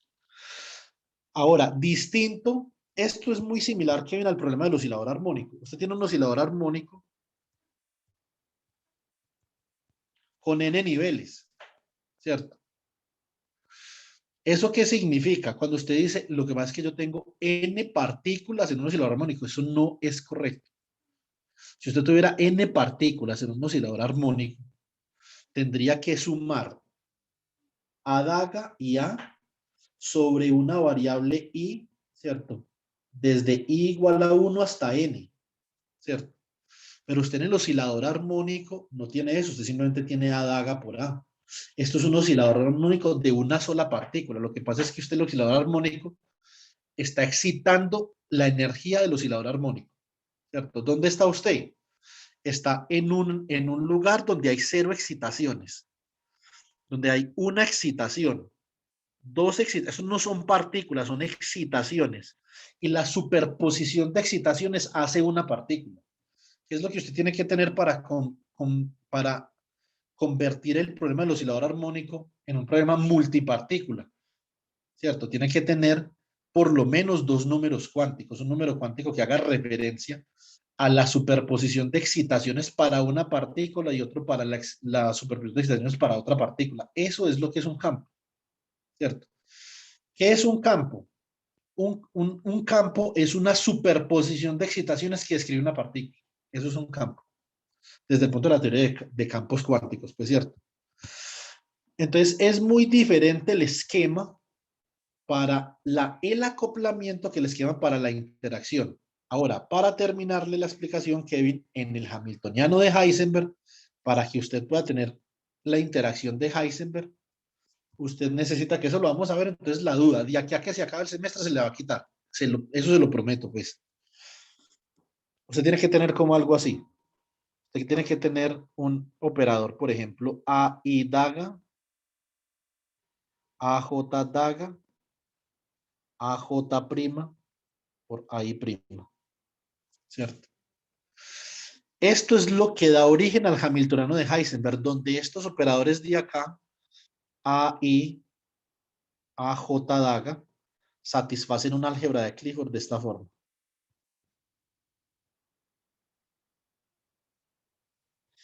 Esto sí es una interacción, no un acoplamiento, una interacción. Y vuelvo al problema que usted me planteó, Kevin.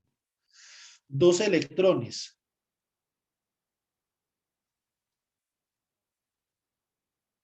Le pregunto, Kevin, ¿usted puede hacer algo para que esos dos electrones se atraigan o no? Para que se atraigan, Sí. pues no, así de entrada no. No. Bueno, ¿será que uno puede convertir la interacción repulsiva de los electrones en una interacción atractiva? Acá en la audiencia hay una persona que debería saber la respuesta a eso. Vamos a ver si responde.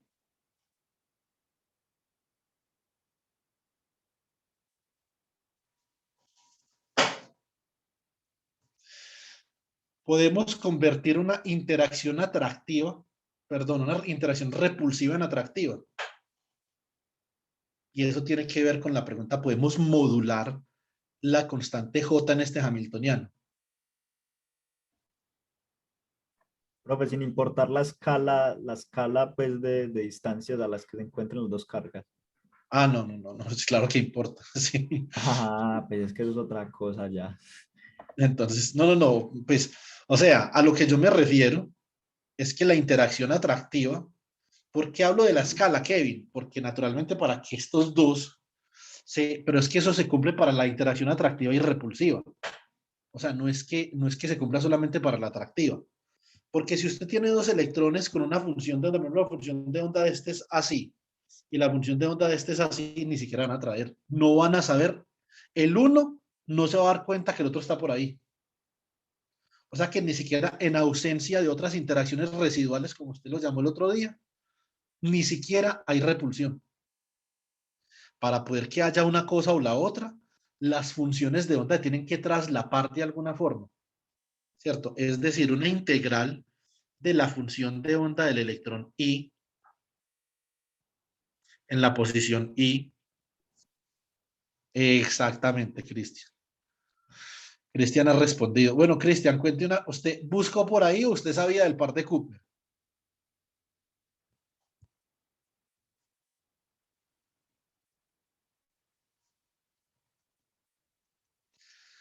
¿Sabía de los pares de Cooper o simplemente buscó en Google? Cuente a ver.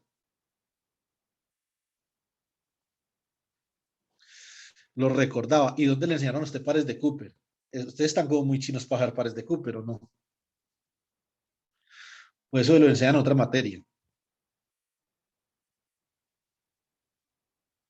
Ah, en una charla, muy bien, en una charla, listo. Sí, el par de Cooper. ¿Qué es un par de Cooper? Kevin, un par de Cooper son dos electrones menos E y menos E, que naturalmente la escala característica de longitud en la que ellos se encuentran debe ser menor o igual que la escala de penetración de London, así se llama eso, ¿cierto? Entonces, la escala de penetración de London no, la escala de correlación electrón-electrón en un superconductor, ¿sí o no? Y por acá hay una vibración, hay átomos que están vibrando. Resulta que este electrón de acá intercambia momentum con ese átomo, ¿cierto? Este electrón de acá, con esa vibración, este electrón de acá, básicamente que pierde un momentum, ¿cierto? O tenía un momentum, digamos, h barra por k prima, y este tenía un momentum h barra por k, ¿cierto?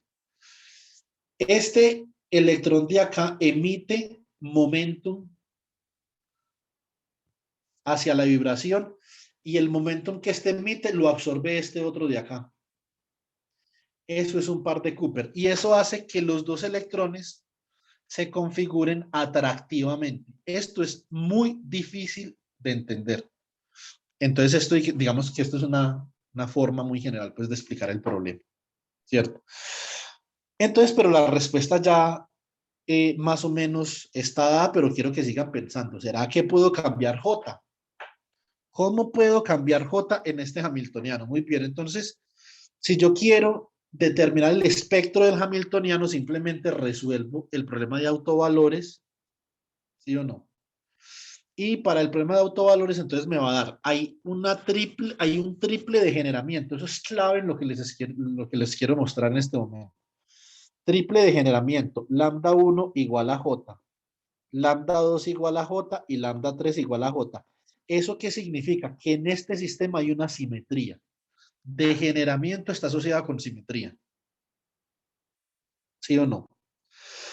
Y el otro autovalor es igual a menos 3J. ¿Listo? Muy bien, ese triple degeneramiento implica que hay una simetría y yo me voy a aventurar a lanzar una teoría que que este sistema es simétrico under time reversal. Eso significa que si usted en este sistema cambia t por menos t, el sistema es invariante ante esa transformación. Prueba. H es igual a J que multiplica S1.S2. Recuerden que time reversal, que eso lo debieron de haber visto ustedes en fundamentos de mecánica cuántica, me imagino, que hace time reversal. Cambia el signo de los momentum y de los spines. Por lo tanto, si yo aplico time reversal, si yo revierto el orden del tiempo en este hamiltoniano, es decir, por ejemplo, supongamos que esto es h de t. ¿Cómo sería entonces h de menos t? H de menos t sería igual a j por menos S1 punto menos S2. Este menos se va con este menos y esto queda j S1 punto S2. O sea que este hamiltoniano es simétrico bajo la transformación de invertir el tiempo. Que realmente Eugene Wigner, si ustedes leen en el libro de Sakurai y leen el paper de Eugene Wigner de 1932, Eugene Wigner no le llamó inversión temporal. Eso es lo que da origen a esas películas pendejas que sacan por ahí los de Hollywood, ¿cierto? Diciendo que uno puede viajar en el tiempo, ¿cierto? Entonces, no se puede, ¿cierto? Lo que Eugene Wigner dijo era invertir el sentido de movimiento. De eso se trata el paper, ¿cierto? Entonces, no es viajar en el tiempo hacia atrás, sino invertir el sentido de movimiento y eso equivale a cambiar t por menos t, ¿sí o no? Eso es todo. Ahí no hay Avengers ni Volver al Futuro ni nada por el estilo, ¿cierto? Entonces, eh, este Hamiltoniano de Heisenberg es simétrico bajo esa inversión temporal, ¿cierto? Por lo tanto, como es simétrico bajo esa inversión temporal, pues tiene que tener un degeneramiento, ¿cierto? Tiene que tener un degeneramiento. ¿Qué rompe la simetría de inversión temporal? A ver.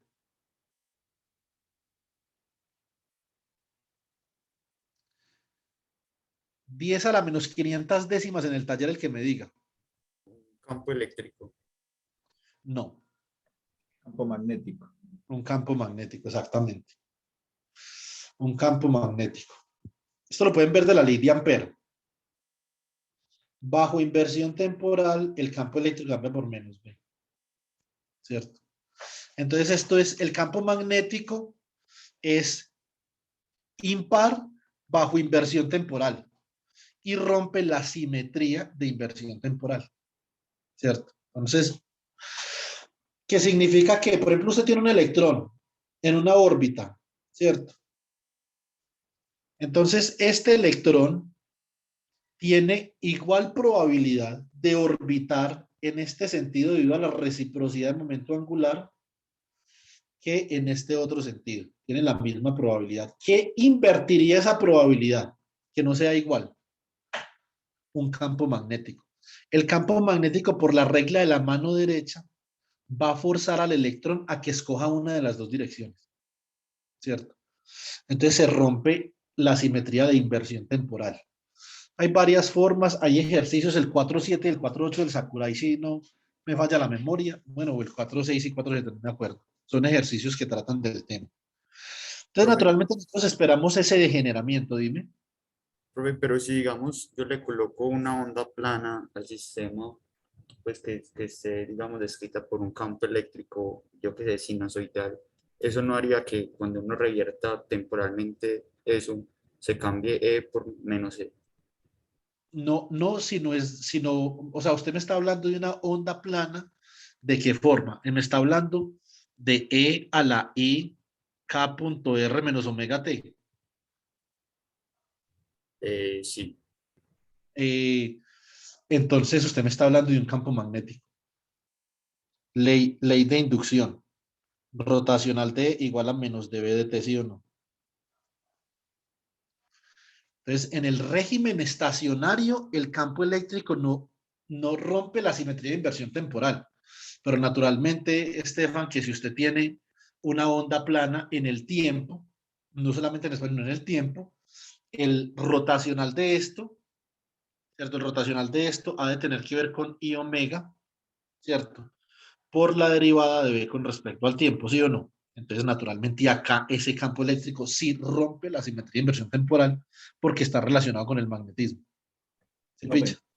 eso se puede ver como que es una onda, una onda eléctrica que viene acompañada con una onda, o una onda magnética y es realmente con la que está interactuando el sistema, ¿no? No, simplemente están acoplados, son fenómenos acoplados. Es lo que yo le explicaba a Luis Adrián la clase pasada, ¿cierto? Ve, de hecho, se me olvidó mandarle el cálculo a Luis Adrián. Mañana se lo mando. Cuando usted hace la transformación de Lorentz, Kevin, usted hace la transformación de Lorentz para el campo B. Y esto le queda en función de B y de E, ¿sí o no? Entonces, ¿eso qué es lo que significa? Usted no puede ver de manera, en relatividad, usted no puede ver de manera desacoplada la inducción y el campo eléctrico, no puede. Van acoplados los dos. Entonces, una vez usted tiene relatividad, que implica naturalmente un carácter temporal, porque estamos hablando en el espacio-tiempo, ¿cierto?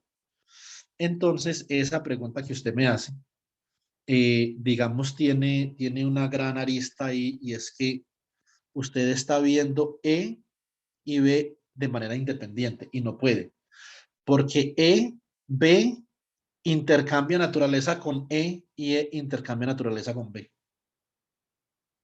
En un instante de tiempo usted está observando E, en otro observa B, en otro observa E, en otro observa B. ¿Sí me explico? Profe, pues, pero no era una pregunta, solo decía que, pues como decía Esteban, que era una onda eléctrica, eso viene acompañado porque ya coexiste con un campo magnético, con una onda magnética, y es con la que realmente está interactuando el sistema. Ah, ya. Lo que pasa es que yo no diría que, o sea, yo pues personalmente, ¿cierto? Yo lo que diría más bien es que esa onda eléctrica está induciendo una onda magnética que se propaga en una dirección ortogonal a la onda eléctrica, ¿cierto? Entonces vienen en parejas, pues. ¿Sí me explico?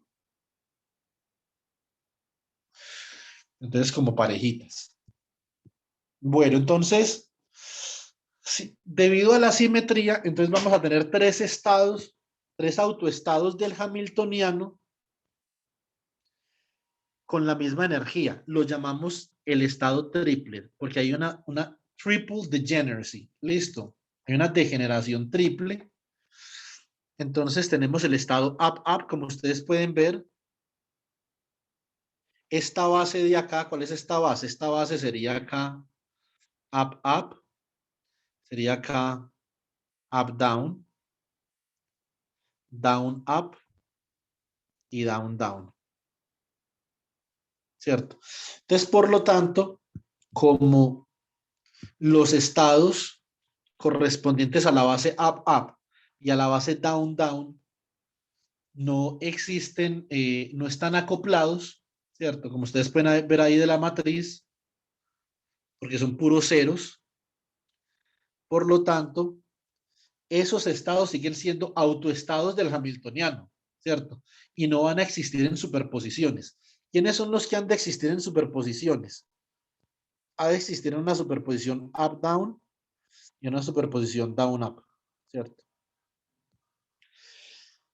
Y hay una superposición que va a tener un spin, una superposición de estos dos que va a tener spin 0 y una superposición que va a tener spin 1.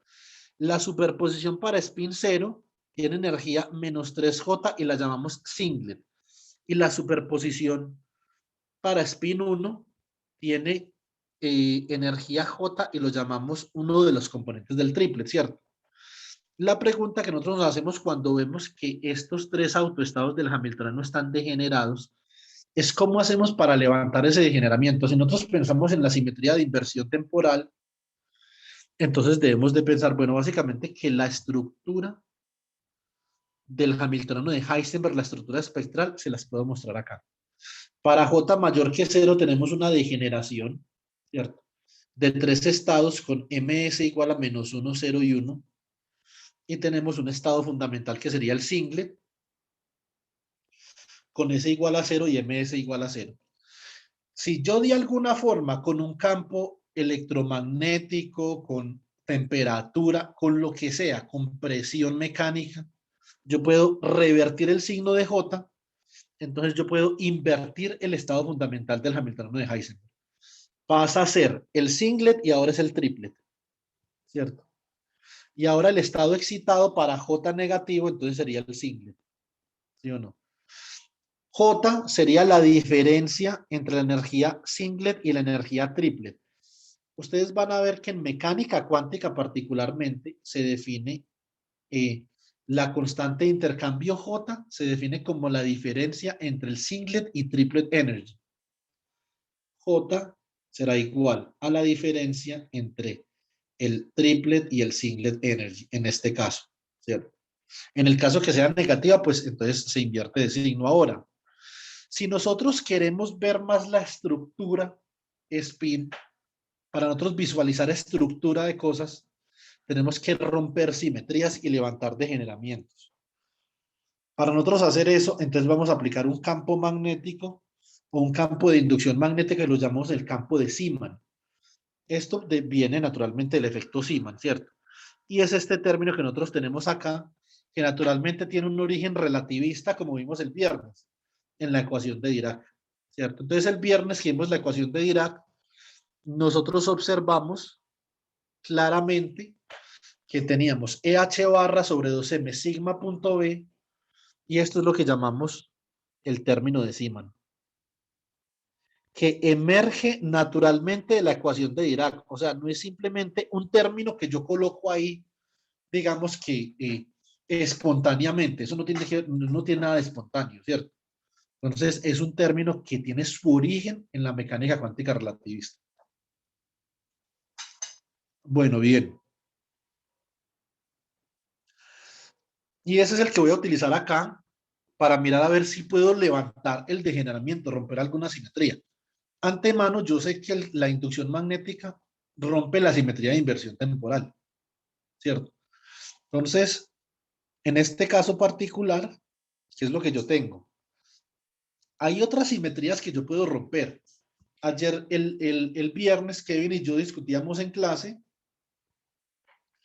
sobre este término de acá. Y nosotros demostramos en clase el viernes que esto tiene que ver con el spin orbit, ¿cierto? ¿Qué tipo de simetría levanta el spin orbit? No levanta la simetría de inversión temporal. Porque si ustedes ven, como ahorita hay una diapositiva, S.L bajo inversión temporal queda como menos S punto menos L, y esto simplemente es igual a S.L. Es decir, spin órbita es invariante ante la inversión temporal, ¿sí o no? Campo magnético no. Zeeman no. Entonces Zeeman debería de levantar la inversión temporal y entonces vamos a mirar a ver si eso es cierto o no. O alguna simetría, la que sea. le va a levantar el degeneramiento que tenemos en el estado que llamamos triplet. Por favor, chicos, apunten esas dos palabras por ahí, si son tan amables, en una libreta o escríbanlas al frente del espejo, bueno, yo qué sé. Singlet state y triplet state son son los tres autoestados para el triplet y un autoestado para el singlet del hamiltoniano de Heisenberg y de cualquier hamiltoniano que sea isomorfo con el hamiltoniano de Heisenberg, el que sea, el del cromoforo, el de dos átomos de dos niveles acoplados, lo que sea, ¿cierto? Todo sistema que sea, todo hamiltoniano, que sea el producto tensorial entre dos sistemas de spin un medio, entonces va a tener esa misma estructura, ¿cierto? Bueno, muy bien. Y esos mismos autoestados son sistemas geométricamente isomorfos, como se conoce en la literatura.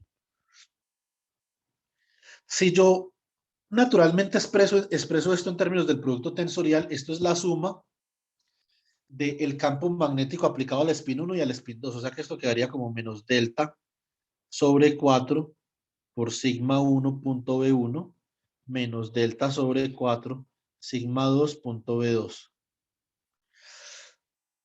B1 no es un operador, entonces naturalmente acá hace falta, ¿qué grado de libertad hace falta acá? Hace falta el grado de libertad correspondiente a sigma 2, entonces colocamos la matriz I2 por 2. Y acá colocamos la matriz I1 de 2 por 2. La matriz I2, la identidad en el espacio H1, esta es la identidad en el espacio H2, y escribimos nuestro hamiltoniano de Heisenberg de la siguiente forma. Como lo teníamos ahorita, J cuarto sigma 1 tensorial con sigma 2, menos, si nosotros escogemos el campo magnético B en dirección Z, nos queda B sub Z en AZ, ¿cierto? Entonces, por lo tanto, este término de acá, sigma punto B no es otra cosa que sigma Z por BZ, ¿cierto? Es un producto punto.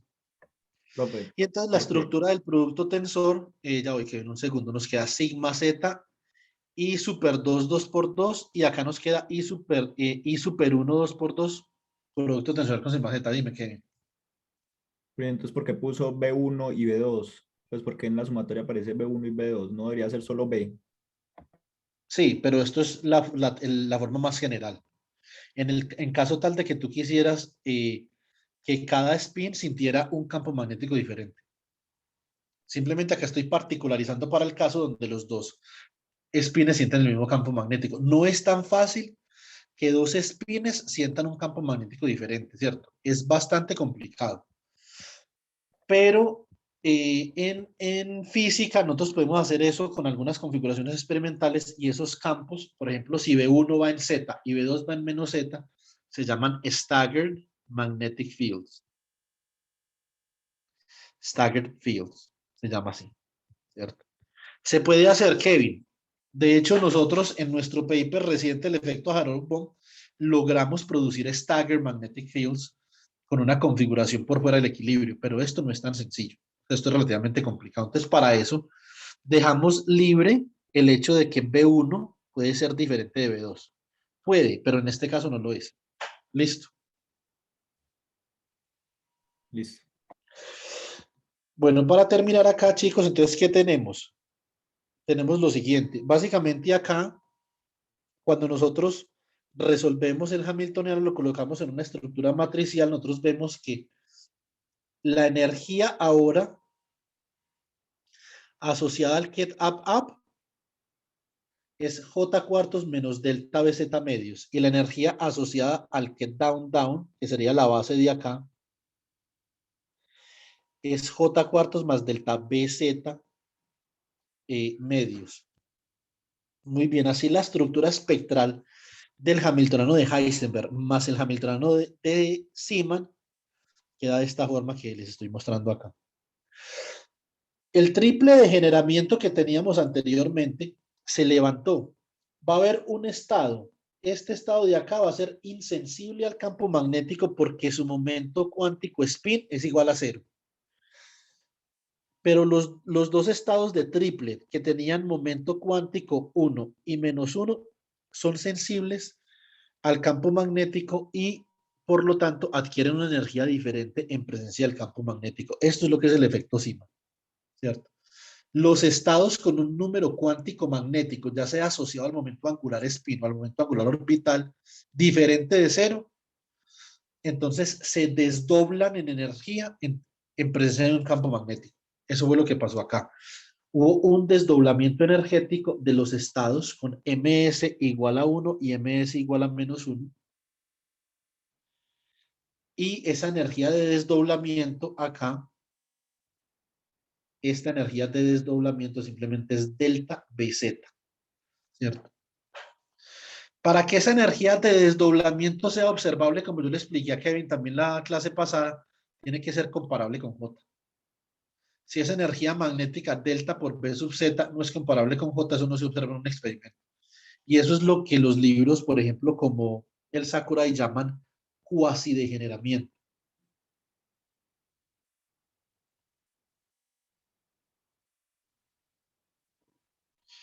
Que si bien no hay un degeneramiento debido al campo magnético, el campo magnético no es lo suficientemente grande para que la energía delta BZ sea comparable con J. Muy bien, en este caso, entonces nosotros podemos percibir, nosotros podemos ver que hay un levantamiento de la simetría, se rompe la simetría y se levanta el degeneramiento, ¿cierto?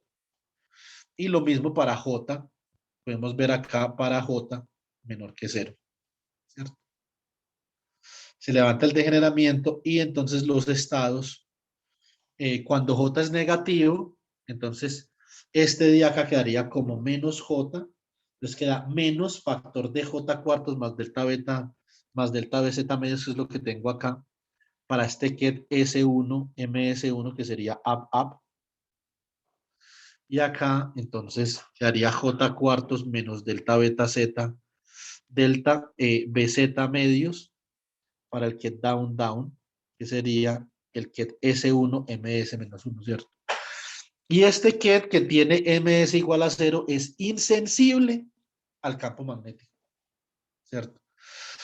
Entonces, no todos los estados del Hamiltoniano, no todos los autoestados del Hamiltoniano de Heisenberg son sensibles al campo de Zeeman. Hay dos estados que no, los estados con ms igual a 0, ¿cierto? Este estado de acá no se vio afectado por el campo magnético y este estado de acá no se vio afectado tampoco.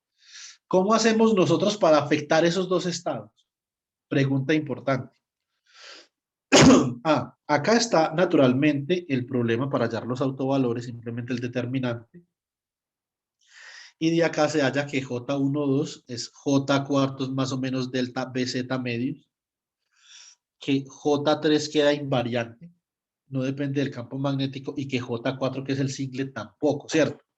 Entonces esa simetría en este problema de 2 grados de libertad se levanta para up y para down, pero el ket, este ket de acá, S1, MS0, que básicamente es este singlet que nosotros habíamos escrito por acá, perdón, esta parte del triple, que es la superposición entre up, down y down, up con un signo positivo, o sea, es un estado simétrico en el spin. Esto es simétrico ante el intercambio. Y este de acá es un estado antisimétrico, que es el singlet. Estos dos estados, que son la superposición de up, down y de down, up, de forma simétrica o antisimétrica, son insensibles al campo de Zeeman. ¿Por qué? ¿Qué característica física guardan esos estados y por qué es importante estudiarlos en mecánica cuántica? ¿Cómo se llaman esos estados? Los estados tienen un nombre particular, son muy importantes en mecánica cuántica y no solo eso, esos estados solo son sensibles a un tipo de rompimiento de simetría que es muy importante en física, súper importante. Súper importante. Se las dejo de tarea para la próxima clase. En la próxima clase vamos a comenzar mirando, una vez nosotros tenemos toda esta maquinaria, cómo calculamos observables. Yo les pido a ustedes en el parcial, calcúlenme un observable. Por ejemplo, el valor esperado del momento magnético para el spin J, ¿cierto? Bajo la interacción de Heisenberg. Entonces, naturalmente, en el ensamble canónico, que es de lo que habla Sakurai, en el ensamble canónico, debemos de utilizar la función de partición, ¿cierto? Y después, entonces, calcular la traza de E a la menos beta H por el operador. Y así, entonces, obtenemos unas expresiones para los momentos magnéticos y acá vamos a hacer un análisis con esto. Entonces, así es como calculamos los observables para ambos grados de libertad. Para el grado de libertad en H1 y para el grado de libertad en H2. Recuerden que cuando nosotros unificamos las teorías, S1 ahora está en H1,2 a través de una transformación de proyección y S2 también. O sea, ya no están individualmente en H1 y en H2, sino que están en H1 producto tensorial con H2. Bueno, pero de eso entonces hablamos más la próxima clase y vamos a ver qué simetría hay que romper para poder afectar los estados con momento, con número cuántico magnético de spin igual a 0. Eso se puede hacer de alguna forma. Eso lo vemos en la próxima clase. Listo, chicos. Bueno, entonces nos vemos el miércoles, ¿ok? ¿Tienen alguna pregunta o almorzar, ok?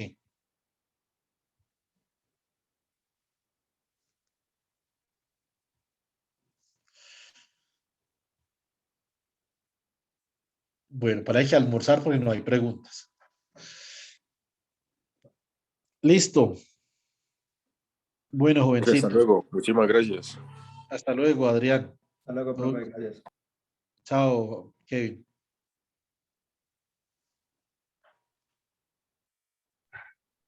Profe. Entonces, ¿qué? ¿Bien o no? Sí, profe, qué bro. Estuvo buena la clase, profe.